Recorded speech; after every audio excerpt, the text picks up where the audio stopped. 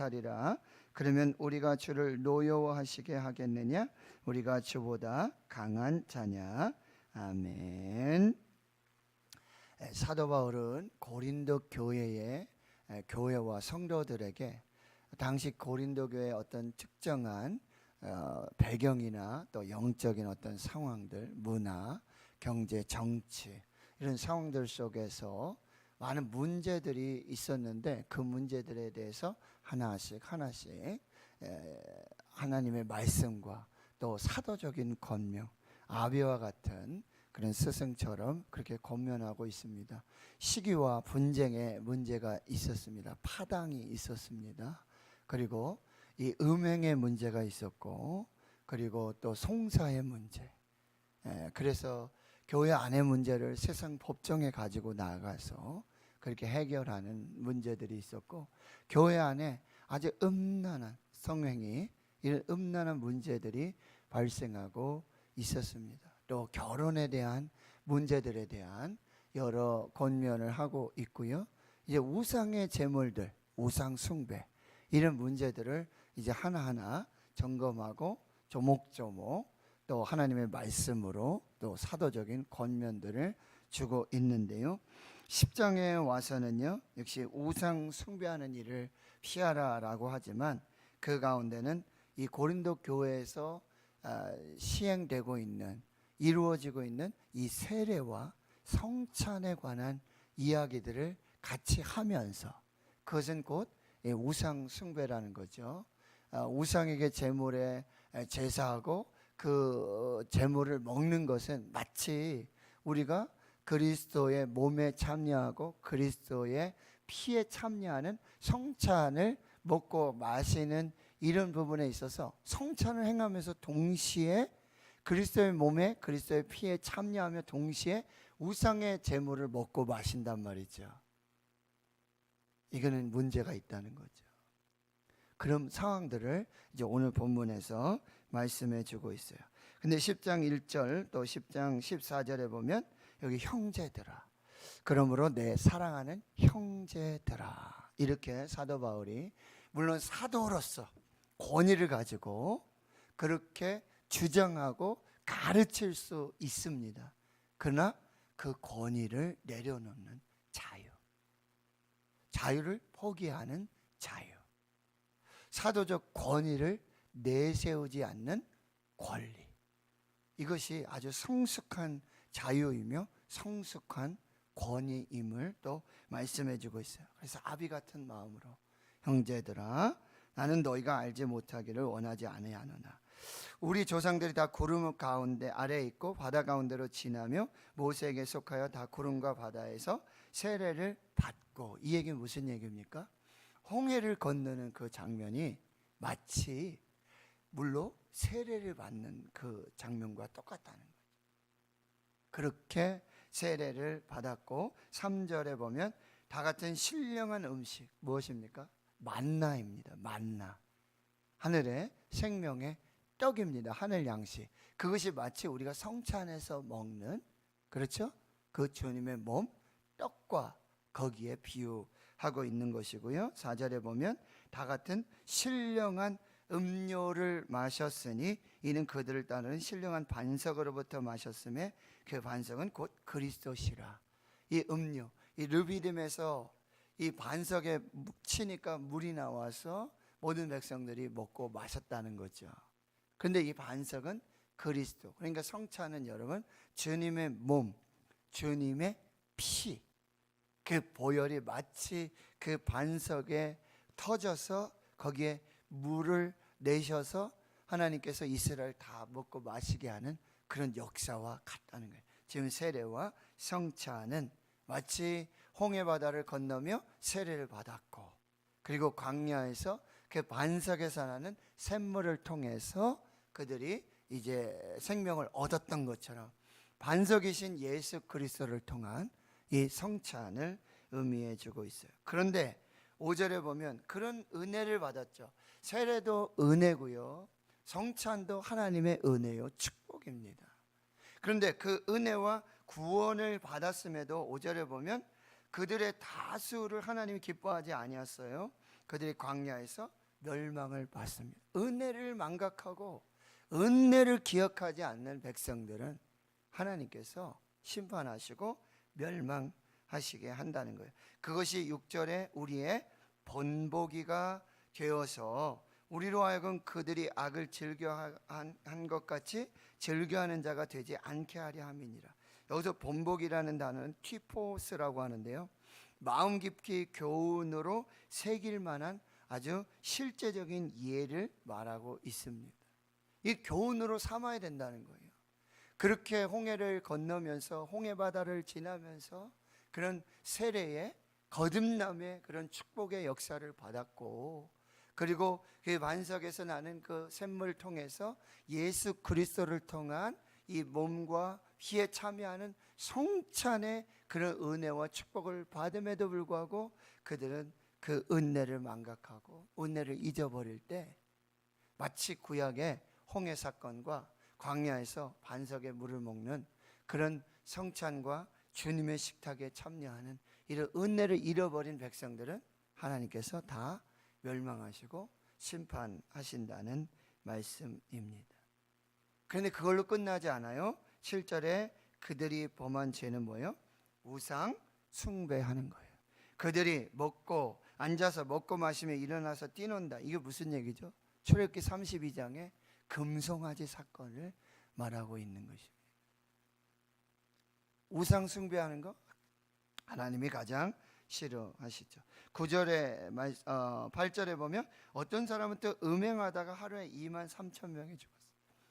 광야 여정 중에 모압 땅에 시딤에 왔는데 거기 바알부올, 바알의 신전에 제사하던 여자 사제들과 음행해가지고 하루아침에 23,000명이 이 레위 지파 비느하스에 의해서 칼에 창에 찔려 죽게 되는 일들이 나타나게 되고요. 9절에 보면 어떤 사람들이 주를 시험하다가 뱀에게 멸망했다. 이건 노뱀 사건이죠. 원망하고 불평하고 하나님의 계신가 안 계신가 시험하는 그들에게 하나님이 불뱀을 보내주셔가지고 그들을 다 죽이시는 사건이 벌어지게 된다는 거죠. 10절에 보면 그들 가운데 어떤 사람은 원망하였습니다. 원망.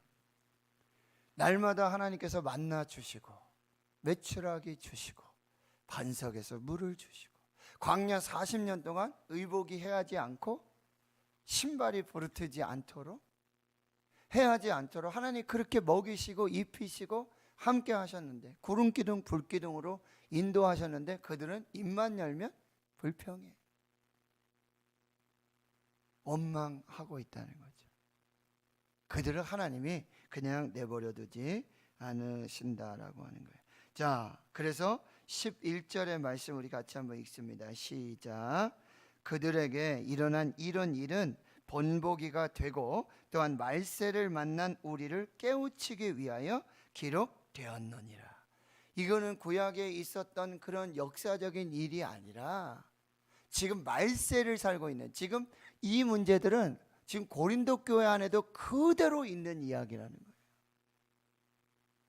고린도 교회에도 우상 숭배하고 음행하고 하나님을 시험하고 원망하는 고린도 교회 성도들, 이런 일들이 일어나는데 그러면 이건 본보기가 되고 지금 말세를 만난 우리 모두에게 경계가 돼서 깨우치기 위해 기록된 것이니까 이걸 보고 너희들이 교훈을 삼고 다시 하나님께로 돌아와야 한다라고 하는 것입니다. 반면교사로 삼고 타산지석으로 삼아야 된다는 거예요. 지금 바울은 지금 고린도 교회 성도들을 향해서 너희들이 세례의 은혜와 성만찬, 성찬의 은혜의 축복에 참여하고 있지만 구약시대 성도들과처럼 이스라엘처럼 그렇게 우상숭배하고 원망하고 불평하고 하나님 시험하고 음행하고 그럼 너희들도 멸망당한다. 너희도 심판을 받는다. 강력한 경고 메시지를 주고 있는 것입니다. 그래서 12절에 이렇게 말해요. 그런즉 선줄로 생각하는 자는 넘어질까 조심해라. 이게 다 무슨 얘기죠? 교만에서 오는 거예요. 영적인 교만에서 우상 숭배도 시작되고 음행, 원망, 불평들이, 시험들이 나타나게 되어진다는 거예요. 그런데 13절을 다시 한번 읽습니다. 13절 시작. 사람이 감당할 시험 밖에는 너희가 당한 것이 없나니 오직 하나님은 미쁘사 너희가 감당하지 못할 시험 당함을 허락하지 아니하시고 시험 당할 즈음에 또한 피할 길을 내사 너희로 능히 감당하게 하시느니라. 여기 아주 중요한 메시지가 있습니다. 너희들 시험이 올 수 있다는 거죠. 스스로 시험을 당하기도 하고 또 외부적인 시험이 올 수도 있고 또 하나님이 주시는 시험일 수도 있어요. 여러 가지 시험을 만나게 됩니다. 그런데 첫 번째 교훈은 하나님 우리가 감당할 만한 시험만 허락하세요. 그러니까 시험의 최종 목적은 우리를 하나님께로 돌아오게 하는 것이고 하나님이 누구신지 다시 깨닫게 하는 것이고 내 죄가 무엇이었는지 이걸 다시 보게 하시기 위한 것이지 시험의 목적은 우리를 심판하시고 멸망하심이 목적이 아니라 우리를 다시 살리시기 위한 목적이에요. 다시 하나님께로 돌아오게 회개하게 하기 위한 하나님의 경고라는 거예요. 감당할 시험만 주시고요. 두 번째, 그런 시험을 하시는 분은 신실하신 분이에요. 미쁘신 분이에요. 우리를 사랑하시는 분이에요. 이게 성경의 아주 중요한 주제 중에 하나예요. 하나님이 우리를 사랑하셔서 시험하세요. 사랑하시기 때문에 그 사랑하는 아들을 너무나 사랑하기 때문에 때로는 징계도 하고 때로는 시험도 하시고 때로는 채찍도 들으시고 그래서 다시 돌아오라는 거죠. 그 하나님은 우리를 미워하시고 우리를 완전히 멸망시키시려는 분이 아니라 우리를 사랑하시는 분이다. 미쁘신 하나님이시다. 그러니 그 하나님을 끝까지 믿고 의지하라라고 말하고 있는 거죠. 세 번째는 하나님은 우리가 감당하지 못할 시험은 허락하지도 않으십니다. 네 번째는 우리가 시험 당할 때는 피할 길을 주십니다. 예수님 뭐라고 그랬어요? 내가 곧 길이요 진리요 생명 나로 말미암지 않고는 아버지께로 올 자가 없느니라. 예수님이 피할 길이 되어주시고 또 시편 46편 1절에 보면 하나님은 우리의 피난처시요 환난 중에 만난 큰 도움이시다라고 말씀합니다. 하나님이 우리의 피난처가 되어줘요. 피할 길이 되어주시고요. 마지막 하나님은 우리가 당하는 시험 이길 수 있도록 힘을 주셔서 능히 감당하게 하신다라고 말씀하고 있어요. 오늘 13절의 말씀을 여러분 또 묵상을 해보시고요. 그래서 시편 34편 19절 20절에는 의인은 고난이 많으나 여호와께서 그의 모든 고난에서 건지시는도다. 그의 모든 뼈를 보호하시며 그 중에서 하나도 꺾이지 아니하도다. 시편 119편 71절에 고난당한 것이 내게 유익이라 이로써 내가 주의 율례를 배우게 되었나이다.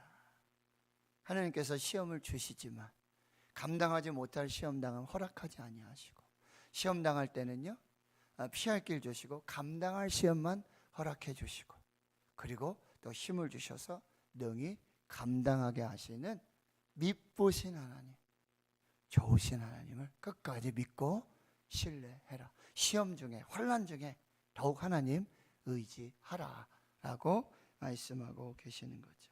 그래서 14절에 그런즉 내 사랑하는 자들아 우상 숭배하는 일을 피하라. 여기서 피하라는 단어는요 도망치라는 거예요. 그 자리에서 떠나라는 거예요. 시편 1편 1절에 복 있는 사람은 악인들의 꾀를 따르지 않고 죄인들의 길에 서지 않고 오만한 자의 자들에 앉지 않는 거예요.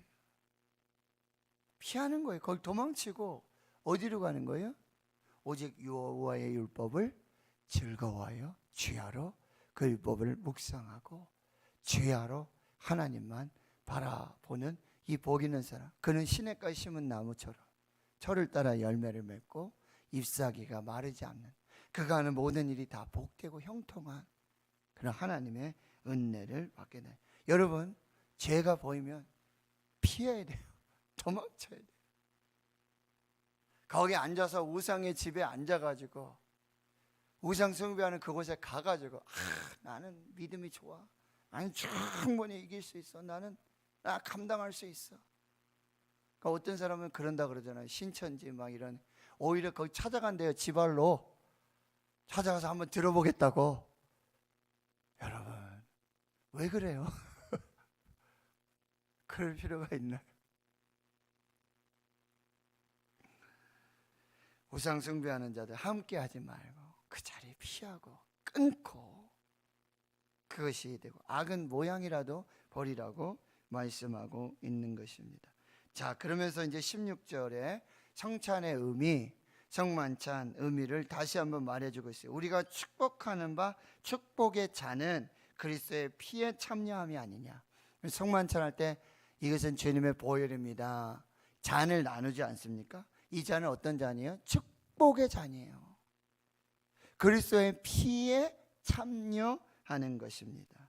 그리고 우리가 떼는 떡, 이 떡은요 그리스도의 몸에 참여하는 거예요. 다 축복입니다. 17절에 떡이 하나에 많은 우리가 한 몸이니 이는 우리가 다 한 떡에 참여합니다. 여러분, 성찬의 의미는 뭐냐면 우리가 이 떡과 잔을 통해서 그리스도와 연합하는 거예요. 그리스도와 교제하는 거예요. 그리스도와 하나가 되는 것입니다. 이 놀라운 축복과 은혜의 성찬이라고 한다는 거예요. 이걸 꼭 기억해야 된다는 거예요. 그런데 19절에 이렇게 말해요. 내가 무엇을 말하냐? 우상의 제물은 무엇이며 우상은 무엇이냐? 무릇 이방인이 제사하는 것은, 여기 아주 정확하게 말하고 있어요. 이방인들이, 하나님을 알지 못하는 그들이 우상 숭배하고 우상의 제물 먹고 우상의 이런 제사를 행하는 것은 다 뭐 하는 거냐면 귀신에게 하는 것이다. 귀신. 우상은 분명히 아무것도 아니라 그랬어요. 눈이 있어도 보지 못하고, 코가 있어도 냄새도 못 맡고, 입이 있어도 말하지도 못하고, 귀가 있어도 듣지도 못하고, 손이 있어도 할 수도 없고, 발이 있어도 어디 스스로 움직일 수 없는, 우상은 nothing, 아무것도 아니에요. 죽은 거예요. 아무 능력도 없어요. 그런데 거기 가서 제사하고 신으로 섬기고, 오늘 분명히 말씀하고 있는 거, 이방인이 제사하는 거, 우상 숭배하는 건 다 누구에게 하는 거예요? 귀신에게 하는 거예요. 귀신 섬기는 거예요. 귀신과 교제하는 거예요. 귀신을 사랑하는 거예요. 그게 우상 숭배라고 말하고 있다는 거예요. 다시 보세요. 이방인이 제사하는 것은 귀신에게 하는 것이요 하나님께 제사하는 것이 아니니 나는 너희가 귀신과 교제하는 자가 되기를 원하지 아니하노라.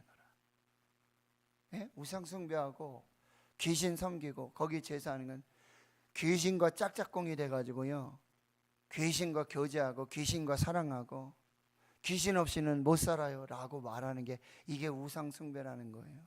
제사 지내는 거예요. 21절, 너희가 주의 잔과 귀신의 잔을 겸하여 마시지 못해요. 고린도 교회 문제가 뭐예요? 교회 와서는 성찬을 해요. 주님의 몸입니다. 주님의 보혈입니다. 할렐루야, 하나님 사랑합니다. 예수님 사랑합니다. 나 위에 이렇게 몸을 주셨군요. 피를 흘려주셨군요. 이러면서 나가서는 귀신의 집에 가서 우상 숭배하면서 그 잼을 먹으면서 그 귀신과 교제하고 귀신과 사랑하고. 사도 바울이 지금 아주 적나라하게 말하고, 너희가 주의 잔과 귀신의 잔을 겸하여 마시지 못하는, 이거 하나님이 가장 싫어하시는 거죠. 질투하시는 하나님. 질투하시는 하나님. 왜 하나님이 그렇게 질투하실 수 있으실까요? 하나님은 저와 여러분 한 사람 한 사람을 너무나 사랑하셔서 그 외아들 독생자 예수 그리스도를 죽이시기까지, 죽이셔서 저와 여러분을 죄에서 구원하시기 위해서 자신과 같은 그 아들을 십자가에서 죽게 하셨어요. 왜요? 저와 여러분 한 사람 사랑하셔서 구원하시기 위해서, 귀신의 종으로 살지 않게 하시기 위해서. 그러니 하나님은요, 충분히 질투하실 수 있고 우리의 사랑을 독차지하실 수 있는 권리가 있으세요. 왜 하나님만 사랑해야 됩니까? 왜 하나님만 예배해야 됩니까? 왜 하나님만 섬겨야 됩니까? 그런 투정 부릴 그럴 것이 아니라는 거예요. 왜요? 하나님이 저와 여러분 한 사람 때문에, 나 때문에 그 아들을 죽이신 사랑이에요. 언제요? 우리가 아직 죄인 되었을 때. 그리스도께서 우리를 위하여 죽으심으로 하나님께서 우리에게 대한 자기의 사랑을 확증하셨나요? 우리가 죄인이었을 때, 아직도 죄인이 있을 때, 죄로 알면 죽을 수밖에 없어요. 그때에 그 사랑이 있었다라고 하는 거예요. 그러니 주의 잔과 귀신의 잔 겸하여 마시지 못하고, 주의 식탁과 귀신의 식탁에 겸하여 참여할 수 없다. 오늘 이 말씀을 받으시고, 여러분 우리 안에도 혹시 우상숭배, 목사님 나는 뭐 귀신의 집에 안 가고 우상숭배, 그게 아니라 우리 속에 있는 탐욕, 교만함들, 이제 다 우상이 되는 거예요. 하나님 외에 사랑하는 것들, 내가 아직도 하나님 외에 붙들고 놓지 않는 그것들, 그 우상들을 다 버리고 하나님 앞에 온전히 영광 돌리는 저와 여러분 되실 수 있기를 주의 이름으로 축원합니다. 하나님 감사합니다. 오늘 이 새벽에 주의 말씀 주시니 감사합니다.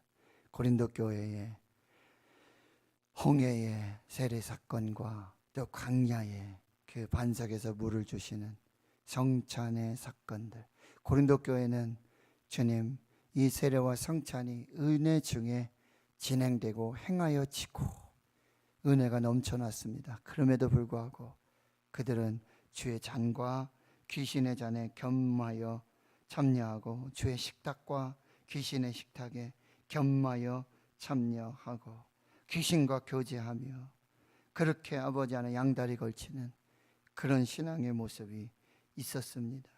하나님과 재물을 겸하여 섬길 수 없고 하나님만 사랑하고 섬기는, 오직 하나님만 사랑하는 우리 모두가 되게 해주시고, 우리 안에 있는 주님 우상, 이 악한 것들, 더러운 것들 다 제거하여 주시고 그리스도의 몸된 성전으로, 교회로 하나님의 뜻을 이루고 하나님의 영광을 사는 저희들 모두가 되게 하옵소서.